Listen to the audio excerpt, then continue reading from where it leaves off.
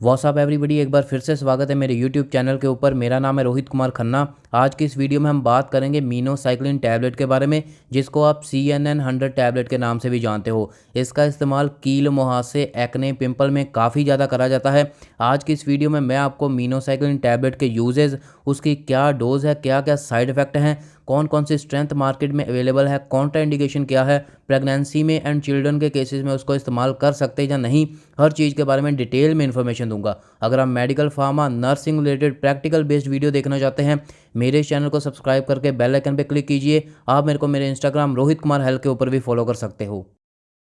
Minocycline एक antibacterial medicine है। ये टेट्रासाइक्लिन क्लास की ब्रॉड स्पेक्ट्रम एंटीबैक्टीरियल है। इसका इस्तेमाल दोनों तरह के इन्फेक्शन के ऊपर करा जाता है, चाहे वो ग्राम पॉजिटिव बैक्टीरिया की वजह से हो, चाहे वो ग्राम नेगेटिव बैक्टीरिया की वजह से हो। एंड इसका मेजरली इस्तेमाल करा जाता है जब फेस के ऊपर कील मुहासे हो जाते हैं, उनका ट्रीटमेंट करने के लिए, उसको ठीक करने के लिए इसका इस्तेमाल करा जाता है। एंड ये प्रिस्क्रिप्शन बेस्ड ड्रग है। इसका इस्तेमाल डॉक्टर की सलाह के बिना नहीं करना चाहिए। अगर हम इसकी स्ट्रेंथ की बात करें तो मार्केट में दो स्ट्रेंथ अवेलेबल है, 50 mg की टैबलेट एंड 100 mg की टैबलेट, लेकिन मेजरली 100 mg का ज़्यादा इस्तेमाल करा जाता है। एंड ये फिल्म कोटेड टैबलेट होती है, फिल्म कोटेड की फॉर्म में आती है। एंड इसका सबसे ज़्यादा जो पॉपुलर ब्रांड है वो CNN-100 है ब्रांड नेम। ये IPCA लैब का आता है। अगर हम इसके यूजेस के बारे में बात करें, कहाँ कहाँ मीनोसाइक्लिन को इस्तेमाल करा जाता है, तो इसका मेजरली इस्तेमाल करा जाता है जब चेस्ट के इन्फेक्शन हो जाते हैं, लंग्स के इन्फेक्शन हो जाते हैं, उस कंडीशन को ट्रीटमेंट करने के लिए मीनोसाइक्लिन का इस्तेमाल करा जाता है। इसके अलावा स्किन इन्फेक्शन, बहुत सारे स्किन इन्फेक्शंस में इसका इस्तेमाल करा जाता है। जैसे डिटेल में अगर मैं बताऊं तो फेस के ऊपर पिंपल हो गए हैं, एक्ने हो गए हैं, कील मुहासे हो गए हैं, उन सभी का ट्रीटमेंट करने के लिए, कील मुहासों का ट्रीटमेंट करने के लिए सबसे ज़्यादा मीनोसाइक्लिन और CNN-100 टैबलेट का इस्तेमाल करा जाता है। इसके अलावा एक स्किन का इन्फेक्शन होता है जिसको रोज़ाजिया बोलते हैं। इस कंडीशन में पेशेंट के फेस के ऊपर रेड पस फील्ड बम्प्स हो जाते हैं, मतलब फेस के ऊपर छोटे छोटे दाने हो जाते हैं जिसके बीच में पस भरी होती है एंड रेड कलर के दिखते हैं वो। तो रोज़ाजिया की कंडीशन को ट्रीटमेंट करने के लिए मीनोसाइक्लिन का इस्तेमाल करा जाता है। इसके अलावा प्लेग के ट्रीटमेंट में भी मीनोसाइक्लिन का इस्तेमाल करा जाता है। प्लेग आपको पता है कि एक रेयर लेकिन सीवियर बैक्टीरियल इन्फेक्शन है, तो बैक्टीरियल इन्फेक्शन प्लेग का ट्रीटमेंट करने के लिए मीनोसाइक्लिन का इस्तेमाल करा जाता है। इसके अलावा डेंटल इन्फेक्शन, अगर बैक्टीरिया की वजह से कोई भी डेंटल इन्फेक्शन हो गया है, उसका ट्रीटमेंट करने के लिए भी मीनोसाइक्लिन का इस्तेमाल करा जाता है या CNN-100 का इस्तेमाल करा जाता है।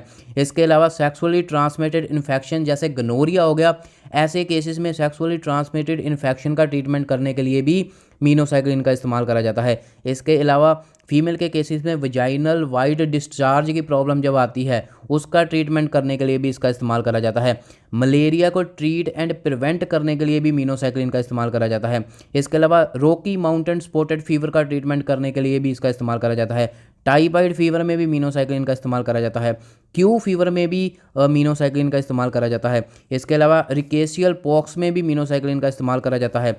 टिक फीवर में भी इसका इस्तेमाल करा जाता है। इसके अलावा रेस्पिरेटरी ट्रैक इन्फेक्शन का ट्रीटमेंट करने के लिए भी इसका इस्तेमाल करा जाता है एंड यूरिनरी ट्रैक इन्फेक्शन का ट्रीटमेंट करने के लिए भी मीनोसाइक्लिन और CNN-100 का इस्तेमाल करा जाता है। ये इसके मेजर यूजेस हैं। अगर हम इसकी डोज के बारे में बात करें तो इसकी जो डोज़ है, पहली बात तो ये प्रिस्क्रिप्शन बेस्ड ड्रग है। डॉक्टर की सलाह के बिना इसको कभी भी इस्तेमाल नहीं करना चाहिए। जब भी आप इसकी पैकेजिंग खरीदोगे तो उसके ऊपर भी RX लिखा होगा, मतलब डॉक्टर से ज़रूर पूछ लें, वो आपकी डोज़ एडजस्टमेंट कर देगा। अगर हम जनरल इसकी डोज़ की बात करें तो इसकी जो 100 mg वाली टैबलेट है वो BD मतलब दिन में 2 बार या फिर OD मतलब दिन में 1 बार इस्तेमाल करी जाती है। इससे ज़्यादा इसको इस्तेमाल नहीं करा जाता। तो जब भी इसको 2 टाइम दिन में इस्तेमाल करा जाता है तो दोनों डोज़ में 8 या 12 घंटे का गैप होना चाहिए। 8 से लेकर 12 घंटे बाद दोनों डोज़ में गैप होना चाहिए, अगर पेशेंट को प्रिस्क्राइब कर रहे हो 100 mg दिन में 2 बार। अब अगर हम थोड़ा सा बात करें इसका मैकेनिज्म ऑफ एक्शन क्या है, ये काम कैसे करती है। जैसे बाकी सारे टेट्रासाइक्लिन 30S राइबोसोम्स के ऊपर एक्ट करते हैं एंड बैक्टीरिया की प्रोटीन सिंथेसिस को स्टॉप कर देते हैं, जिसके वजह से बैक्टीरिया किल हो जाता है एंड इन्फेक्शन ठीक हो जाता है, उसी तरह मीनोसाइक्लिन भी काम करता है। ये भी राइबोसोम 30S के ऊपर एक्ट करता है, बैक्टीरिया की प्रोटीन सिंथेसिस को स्टॉप कर देता है एंड बैक्टीरिया को किल कर देता है एंड इन्फेक्शन ठीक होना शुरू हो जाता है। अगर हम थोड़ा सा इसके साइड इफेक्ट्स के बारे में बात करें, जो जनरल साइड इफेक्ट देखने को मिलते हैं वो है नोजिया, वॉमिटिंग, डायरिया हो गया, लॉस ऑफ एपेटाइट हो गया। लेकिन अगर इसको ओवरडोज या फिर लंबे समय तक लिया जाता है तो अगर सीवियर साइड इफेक्ट देखने को किसी को मिलते हैं, उसमें माउथ सोर की प्रॉब्लम आ जाती है। इसके अलावा ब्लैक हेरी टंग की प्रॉब्लम आ जाती है, सोर थ्रोट की प्रॉब्लम आ जाती है, डिजीनेस एंड हेडेक होता है जब इसको लंबे समय तक इस्तेमाल करा जाता है। इसके अलावा रेक्टल डिस्कम्फर्ट की प्रॉब्लम आ जाती है। ये कुछ इसके सीवियर साइड इफेक्ट हैं अगर किसी को साइड इफ़ेक्ट दिखते हैं। इसके अलावा अगर मैं आपको वार्निंग्स की बताऊं तो जब भी इसको लंबे समय तक इस्तेमाल करा जाता है तो जो टीथ हैं पेशेंट के वो येलो होना शुरू हो जाते हैं। इसके अलावा जो बोन्स की ग्रोथ है वो स्लो हो जाती है, बोन्स की ग्रोथ स्लो हो जाती है। इसके अलावा इसको मिल्क के साथ कभी भी कंज्यूम नहीं करना चाहिए, या फिर कोई भी कैल्शियम की आप टैबलेट ले रहे हो, कोई भी मेडिसिन ले रहे हो तो उसके साथ इसको इस्तेमाल नहीं करना चाहिए। ये कुछ वार्निंग मैंने आपको बताई। अगर हम इसके कॉन्ट्राइंडिकेशन की बात करें या फिर प्रिकॉशंस की बात करें, अगर किसी को भी टेट्रासाइक्लिन क्लास से एलर्जी है, पहले कोई टेट्रासाइक्लिन ड्रग मेडिसिन इस्तेमाल करी है, उससे एलर्जी है, तब आप मिनोसाइक्लिन का इस्तेमाल ना करें। कोई भी रीनल डिजीज़ है, कोई भी किडनी की डिजीज़ है, हेपेटिक डिजीज़ है, लिवर की डिजीज़ है, तो किडनी लिवर की डिजीज़ अगर आपको पहले से ही चल रही है तब आप इसका इस्तेमाल ना करें। प्रेगनेंसी एंड चिल्ड्रन के केसेस में इसका बिल्कुल भी इस्तेमाल ना करें। प्रेगनेंसी, चिल्ड्रन, इन्फेंट, नियोनेटल के केसेस में इसका बिल्कुल भी इस्तेमाल ना करें। ये सीवियर साइड इफ़ेक्ट कर सकती है। एक बार फिर से सुन लें, pregnancy, children, infant and neonatal के केसेस में इसका बिल्कुल इस्तेमाल ना करें। एंड ब्रेस्ट फीडिंग मदर के केसेस में भी इसका बिल्कुल भी इस्तेमाल ना करें। ये कुछ इसके कॉन्ट्राइंडिकेशन एंड प्रिकॉशंस हैं। अब अगर मैं आपको कुछ और ब्रांड नेम्स के बारे में बताऊं कि जो एक तो मैंने आपको CNN 100 टैबलेट बताया जो कि IPCA का आता है।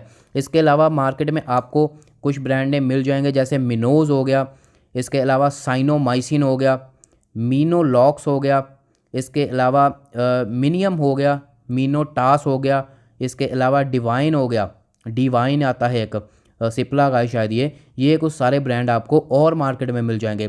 अगर मैं इसके प्राइस के बारे में बात करूं कि इसका प्राइस क्या है मार्केट में, तो brand to brand price vary कर सकता है। लेकिन जो मैंने आपको IPCA का CNN 100 टैबलेट बताया, वो 100 mg वाली 10 टैबलेट आपको 400 MRP पे मिल जाएगी। MRP इसका 400 है, हो सकता है कि आपको थोड़ा सा ऊपर नीचे मिल जाएगी। मेजरली इसका इस्तेमाल जो मिनोसाइक्लिन का मेजरली इस्तेमाल करा जाता है पिंपल के केसेस में, एक्ने के केसेस में एंड चेस्ट इन्फेक्शन के केसेस में। जैसे फेस के ऊपर कील मुहासे हो जाते हैं तो वो जल्दी ठीक नहीं होते, तो फेस बहुत मतलब बुरा लगता है, तो उसके ट्रीटमेंट में, कील मुहासे एक्ने के ट्रीटमेंट में इसका इस्तेमाल करा जाता है। यही थी पूरी की पूरी वीडियो मिनोसाइक्लिन को लेके, CNN 100 टैबलेट को लेके। ऐसी और वीडियोस मेरे चैनल के ऊपर आपको मिलती रहेंगी। अपने मेडिकल फार्मा नर्सिंग रिलेटेड दोस्तों के साथ मेरे चैनल को शेयर कीजिए ताकि उनको ज़्यादा से ज़्यादा practical and market based information मिल सके। आप मेरे चैनल को सब्सक्राइब करके बेल आइकन पे क्लिक करना मत भूलिएगा। अगर आपने अभी तक सब्सक्राइब नहीं किया, आप मेरे को मेरे इंस्टाग्राम रोहित कुमार हेल्थ के ऊपर भी फॉलो कर सकते हो। वहाँ पे भी आपको medical pharma nursing related practical based मिलती रहेगी। अपने दोस्तों के साथ शेयर जरूर करिएगा मेरे चैनल को। Thank you so much.